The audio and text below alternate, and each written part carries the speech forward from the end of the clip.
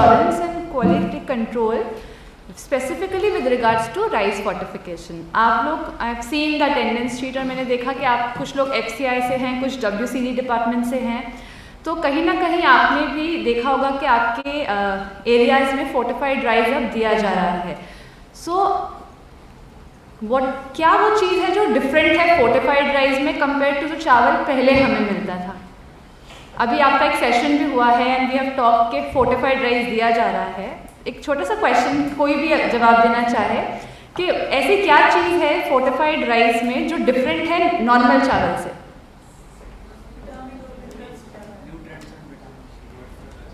वो nutrients and vitamins उसमें कैसे डाले जा रहे हैं?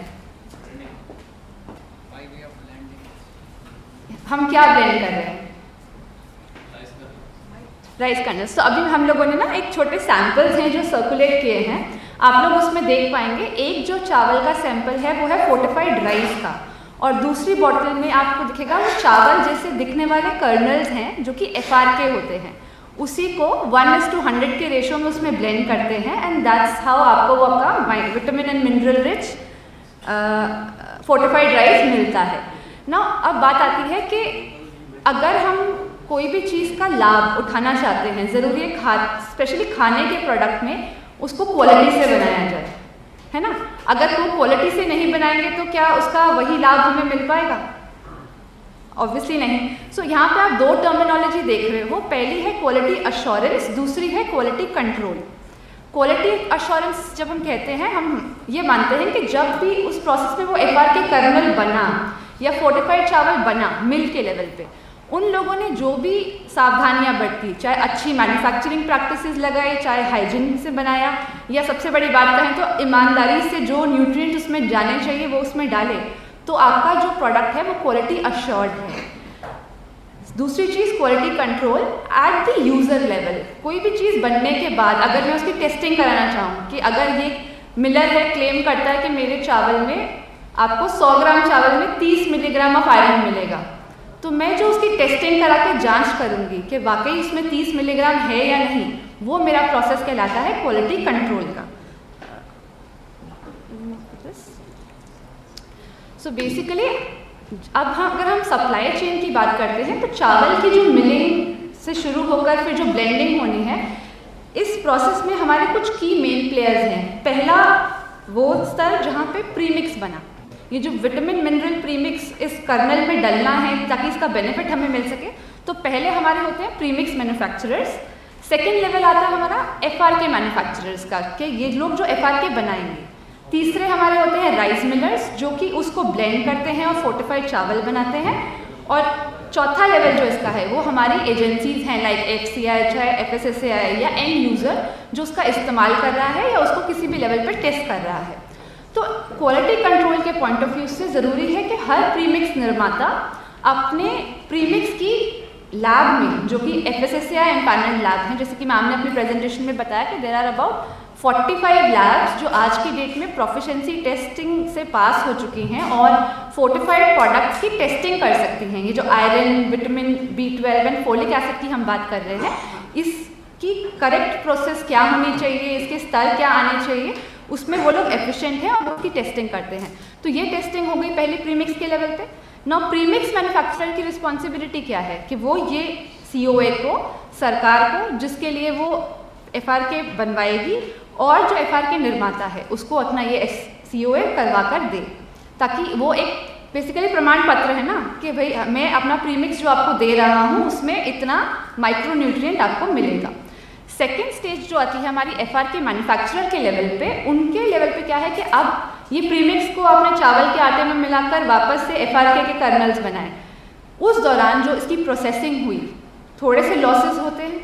फाइनल रिस्पॉन्सिबिलिटी FRK मैन्युफैक्चरर की आती है कि वो अगर क्लेम करता है कि ये FSSAI ने एक स्टैंडर्ड दिया है कि आयरन जो है वो 28 से 42.5 मिलीग्राम होना चाहिए पर kg ऑफ फोर्टिफाइड राइस में, तो उसमें उनका रिस्पॉन्सिबिलिटी क्या है कि वो इंश्योर करें कि वो उतनी मात्रा दे रहे हैं. लेकिन एज अ यूज़र मुझे कैसे पता चलेगा कि वो मात्रा उसमें है? उसका भी जो एक सर्टिफिकेट ऑफ एनालिसिस को हम COA बोलते हैं, उन्हें वो सबमिट करना होता है. State governments can then get it retested, वो दोबारा उसकी टेस्टिंग करा सकते हैं टू वेरीफाई कि जो हमें दिया गया है वो वही प्रोडक्ट है या नहीं।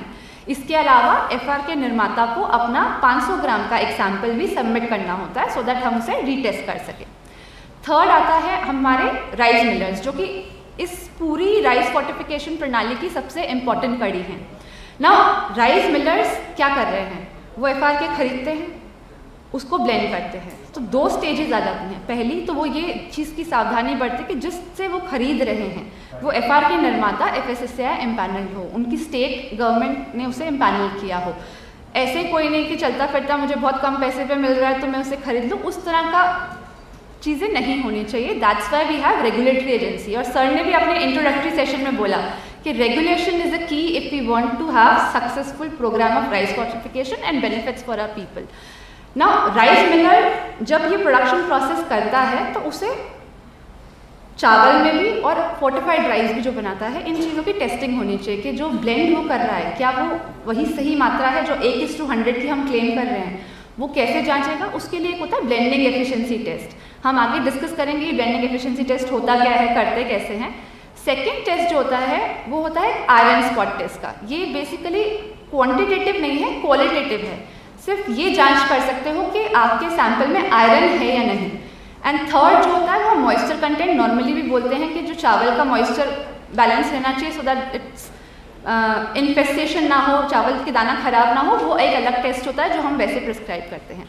इसके अलावा एक और रिक्वायरमेंट होती है कि राइस मिलर अपना चावल बनाने के बाद उसकी भी केमिकल टेस्टिंग कराए एक थर्ड पार्टी लैब से, इंडिपेंडेंट लैब से। क्यों? क्योंकि जैसे हमने देखा कि एफआरके जो प्रोड्यूस करते हैं तो प्रोसेसिंग लॉसेस होते हैं, ब्लेंडिंग में भी कुछ लॉसेस हो सकते हैं। तो जस्ट टू बी अश्योर्ड कि फाइनल प्रोडक्ट जो हमारा मार्केट में जाएगा, जो हमारे बेनिफिशरीज के पास जाएगा, वो सही है, उसमें वही पोषण तत्व हैं जो हमने क्लेम किए हैं, ये थर्ड टेस्ट उन्हें कराना रहता है। एंड लास्ट जो डिस्ट्रीब्यूशन एंड कंजम्पशन की बात है तो वहाँ पे क्या है, रैंडम सैम्पलिंग की बात हुई है। वाकई में जैसे इंडिया की पॉपुलेशन इतनी ज़्यादा है और हम हर फूड सेफ्टी नेट में 2024 तक अगर पहुँचना चाहते हैं तो मतलब 800 मिलियन पीपल को हम जा रहे हैं, तो हर एक घर का सैंपल तो हम नहीं चेक कर पाएंगे। तो इसका ओनस जो है FCI को भी दिया गया है भारत सरकार द्वारा कि आप एटलीस्ट 10% जो सैंपल आपके गोडाउन्स में स्टोर होते हैं उसको आप ज़रूर एक थर्ड पार्टी NABL लैब से टेस्टिंग करा लीजिए। नेक्स्ट की बात करेंगे तो जैसे राइस मिल जो कि मैंने बोला कि बहुत इंपॉर्टेंट होता है, उसमें 3 लेवल ऑफ टेस्टिंग है। बेसिकली ये 3 टेस्टिंग आप 100 ग्राम ऑफ राइस सैंपल पे करते हैं। रैंडमली जो भी आपका दिन का सैंपल बनता जाता है उसमें से कुछ सैंपल आप 5 ग्राम सैंपल निकाल के कॉम्पोजिट सैंपल प्रिपेयर करते हैं और उस 100 ग्राम सैंपल पे आप फाइनली अपना ब्लेंडिंग एफिशिएंसी, उसमें से ही 5 ग्राम सैंपल निकाल के उसके ऊपर मॉइस्चर और उसी में से 50 ग्राम सैंपल निकाल कर उस पर फिर हम आयरन स्पॉट टेस्ट करते हैं। नाउ ब्लेंडिंग एफिशिएंसी क्या है? नाउ ब्लेंडिंग की जैसे बात किया तो हमने बोला हर 100 ग्राम चावल में 1 ग्राम FRK रहेगा। तो क्या है, सिंपल प्रोसेस है, बहुत कॉम्प्लिकेटेड नहीं है। हमें वो 100 ग्राम सैंपल लेना है, हमें उसे वे करना है फर्स्ट कि 100 ग्राम है, फिर मैन्युअली उसमें से FRK के दानों को सेग्रीगेट करना है। अब इसमें 2 तरीके हैं। एक होता है कि हम FRK दाने काउंट कर लें, क्योंकि एवरेजली ये देखा गया है कि 1 ग्राम FRK में रफली अराउंड 55 to 65 कर्नल्स के दाने होते हैं। तो अगर उतने हैं तो भी हम ये मानते हैं कि ये कहीं ना कहीं सेम ब्लेंडिंग एफिशिएंसी में है। सेकंड क्या होता है कि जितने कर्नल्स हमने निकाले हैं हम उसको फिर से वे कर लें, और अगर वो यदि 1 ग्राम है तो हम बोलते हैं कि ब्लेंडिंग एफिशिएंसी एप्रोप्रिएट है। ईज ऑफ ऑपरेशन की वजह के लिए हम ±10% का वेरिएशन एक्सेप्ट करते हैं कि अगर वो 90% है तो भी एक्सेप्टेबल होगा और वो 110% है तो भी उसमें एक्सेप्टेबल होगा। फिर आता है आयरन स्पॉट टेस्ट। ना आयरन स्पॉट टेस्ट जैसे मैंने बताया कि एक क्वालिटेटिव टेस्ट है। ये हम ये नहीं बता पाएगा कि इसमें आयरन की मात्रा कितनी है, बट ये ज़रूर बता पाएगा कि आपके जो सैंपल हैं उसमें आयरन एग्जिस्ट करता है। ये मामूली सा टेस्ट है, सिर्फ 2 केमिकल की सहायता से कर सकते हैं। आपको 50 ग्राम आयरन का सैंपल लेना होता है, उसमें 1 ml डलता है इसमें 2N हाइड्रोक्लोरिक एसिड और 1 ml डलता है इसमें पोटेशियम थायोसाइनेट। और उसके बाद एक छोटा सा वीडियो भी है, इसमें हम वो देख सकते हैं। Play this one.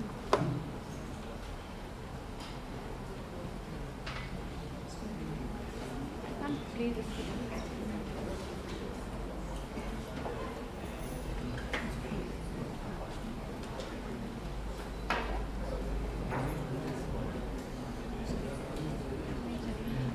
Okay, media file शायद सपोर्टेड नहीं है तो चलेगी नहीं। तो बेसिकली क्या होता है कि जैसे ये दो केमिकल्स जाते हैं, इनके आपसी रिएक्शन की वजह से जितने एफआर के कर्नल के दाने होते हैं वो लाल पड़ जाते हैं। उनका लाल पड़ना ये इंडिकेट करता है कि आपके सैंपल में आयरन है। मैंने एक छोटी सी पिक्चर भी लगाई है, आई एम नॉट श्योर, वो बहुत क्लियर नहीं है, बट आई थिंक इस स्क्रीन पे और इस स्क्रीन पर आप देख सकते हो कि कुछ दाने आपको लाल नज़र आ रहे हैं।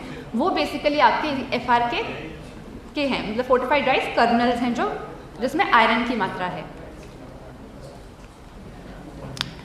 सेकेंड मोस्ट इम्पॉर्टेंट चीज़ जो प्रिपरेशन के बाद का प्रोसेस है कि अगर कोई चीज़ हमने बना दी, अब उसका रख रखाव कैसा होना चाहिए, क्योंकि जैसा आप सभी लोग जानते हो कि एफसीआई के गोडाउन्स में चावल जो है 2 से 3 महीने तक रहता है और उसके बाद ही वो आगे कंजम्पशन के लिए जाता है। तो चाहे स्टोरेज एफसीआई गोडाउन्स में हो रही हो, चाहे वो राइस मिल के लेवल पे हो रही हो, या वो आपके स्कूल एजुकेशन में जो किचन है उसमें हो रही हो, या आईसीडीएस के सेंटर्स में हो रही हो, स्टोरेज के नॉर्म्स कुछ हैं जिनका पालन किया जाना चाहिए। फर्स्ट एंड फॉरमोस्ट ये हमेशा इंश्योर करना है कि जो चावल है वो कभी भी किसी तरह के केमिकल, पेस्टिसाइड्स, इंसेक्टिसाइड्स के साथ स्टोर ना किया जाए। कभी भी चावल की बोरियों को दीवार से सटा के नहीं रखना है। जिन दीवारों पे सीलन, सीपेज या क्रैक्स हैं उनसे दूर रखना है ताकि इंसेक्ट्स या रोडेंट्स का खतरा ना रहे। थर्ड चीज़, जो स्टैक्स बनते हैं चावल की, जो बोरियां बनाई हैं, उन स्टैक्स में आपस में कम से कम 2 फुट की दूरी होनी चाहिए, सो दैट कोई इंस्पेक्शन करना हो या कुछ देखना हो तो उसे देखा जा सके। बोरियों को जब भी स्टैक करेंगे, जो मैक्सिमम हाइट हम लेते हैं, हम इसमें 8 से 20 बोरी रेकमेंड करते हैं, यानी रूफ से कम 1.5 फुट की दूरी से होनी चाहिए। एक बहुत इंपॉर्टेंट तरीका जो है वो first in and first out का हमेशा प्रिंसिपल फॉलो करना है कि जो स्टॉक पहले अंदर आया वही पहले कंजम्पशन के लिए जाए, क्योंकि एफआर के या फोर्टिफाइड राइस अगर हम बात करते हैं तो it's a shelf life limiting product. इसका जो शेल्फ लाइफ अभी क्लेम किया जा रहा है वो अभी 12 से 18 महीने है। तो अगर हम चाहते हैं कि इसके मैक्सिमम न्यूट्रिशन बेनिफिट्स हमें मिले तो उसे उसी पीरियड के अंदर हमें कंज्यूम करना होगा। इसलिए इम्पॉर्टेंट है कि पहले जो सैंपल अंदर आ रहे हैं वही पहले एग्जिट भी किए जाएँ। फिर जहाँ तक बात आती है कि राइस मिलर्स के लेवल पे क्या रिस्पॉन्सिबिलिटी है, तो सबसे बड़ी और मेजर रिस्पॉन्सिबिलिटी उनकी है कि उन्हें अपनी मिल्स को अपग्रेड करना है। जैसा कि पता है कि राइस मिल में नॉर्मल मिलिंग तो मशीनरी से होती है, पर ब्लेंडिंग करने के लिए उन्हें एक ब्लेंडर लगाने की आवश्यकता है। So upgrading the mill so that एक ब्लेंडिंग, ताकि ब्लेंडिंग जो हो मैनुअल ना होकर ऑटोमेटेड हो और 1:100 की जो एफिशिएंसी है वो हम अचीव कर सकें। उनको अपने सप्लाईज मैनेज करने हैं इन टर्म्स के उनके stocks of paddy, stocks of FRK वो हमेशा टाइमली हों। ऐसा नहीं कि इस केएमएस सीजन में पिछले केएमएस सीजन का एफआरके यूज़ कर लेंगे तो भी उसका बेनिफिट नहीं मिलेगा। थर्ड थिंग, कैपेसिटी बिल्डिंग, मतलब उनके मिल में जो लोग काम कर रहे हैं उनकी क्षमता वर्धन करना उनको ज़रूरी है, सो दैट ब्लेंडिंग अच्छे से हो और टेस्टिंग अच्छे से हो। Production of fortified rice, that is the main work. Quality assurance and quality control, जो एसओपीज बने हैं उन एसओपी का पालन करें। पैकेजिंग ऑफ द प्रोडक्ट अच्छे से करें एंड राइस के हर पैकेज पे +F लोगो का इस्तेमाल होगा, प्लस उसकी एंडोर्समेंट होगी। ये एक +F लोगो है जो FSSAI ने बनाया है फॉर फोर्टिफाइड प्रोडक्ट्स, तो वो आपके फोर्टिफाइड चावल के बोरियों पे लगना है। बट हम किसी की चीज़ को बिना परमिशन के यूज़ नहीं कर सकते, वैसे ही +F लोगो को बिना एंडोर्समेंट के यूज़ नहीं करना है। So what we have to promote is endorsement of the same. And last and most important, documentation, कि जो भी वो काम कर रहे हैं उसके रिकॉर्ड्स रखें। सैंपल कब आया, एफआरके कितना आया, कितना इस्तेमाल किया गया, ब्लेंडिंग एफिशिएंसी दिन में कितनी बार की गई, आइडियली हर 1 घंटे में करनी है। तो इस तरह के रिकॉर्ड्स हों ताकि अगर कोई एक्सटर्नल भी उनके मिल में जाके वेरीफाई करना चाहता है कि क्या वो प्रोसेस अच्छा फॉलो कर रहे हैं नहीं, उसका एक प्रमाण हमेशा उनके पास अवेलेबल हो। फिर बात आती है एफसीआई, बिकॉज एफसीआई को इतनी बड़ी रिस्पॉन्सिबिलिटी दी गई है कि पूरे देश में उनको फोर्टिफाइड चावल पहुंचाना है, तो उनकी भी कुछ रिस्पॉन्सिबिलिटीज़ हैं। And one of the responsibilities that they ensure timely supplies under MDM, ICDS and PDS. Second most important thing, they ensure adequate storage facility for the fortified rice, release of fortified rice back to for the DCP states for the PDS distribution. Rice millers की capacity building करना, community level पे awareness generation activity करना, timely requirements communicate करना with regards to what is the packaging and labelling requirement, and lastly and most important also कि visits undertake करना at the level of rice mills to ensure कि कहीं पे भी manual blending ना हो और राइस मिलर्स अपना काम with food quality and honestly कर रहे हों। जहाँ तक बात है चैलेंजेस की, ऑब्वियसली कोई भी प्रोग्राम बिना चैलेंजेस के सक्सेसफुल नहीं होता, ना ही हमारी लर्निंग होती है। तो चैलेंजेस जहाँ तक हैं हमारे फोर्टिफाइड राइस प्रोग्राम के, उसमें सबसे पहले